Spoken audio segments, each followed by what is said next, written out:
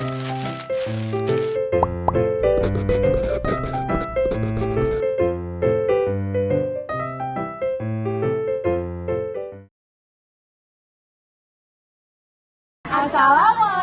warahmatullahi wabarakatuh.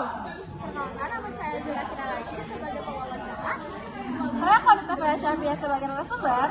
Hari ini saya akan menanyakan beberapa pertanyaan untuk Konita.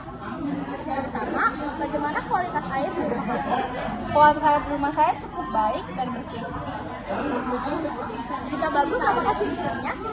Ciri-ciri air di rumah saya yaitu dia tidak jernih, tidak berwarna, tidak berbau, dan tidak ada batuan dan gumpalan tanah kecil.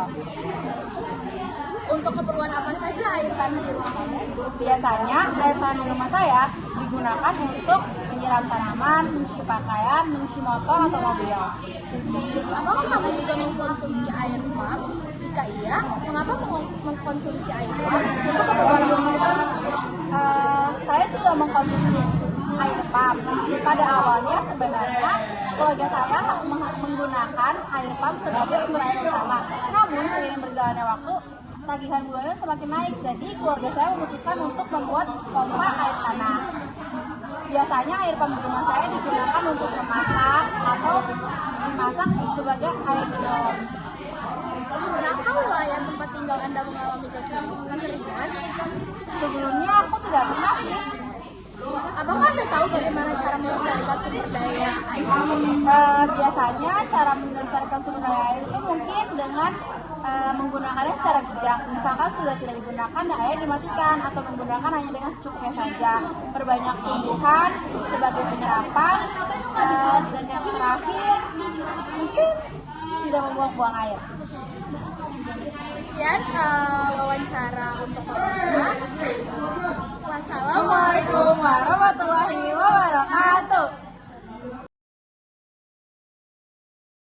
Assalamualaikum warahmatullahi wabarakatuh. Perkenalkan, saya Konita Syafia sebagai pewawancara. Nama saya Zura Kinalaji sebagai narasumber.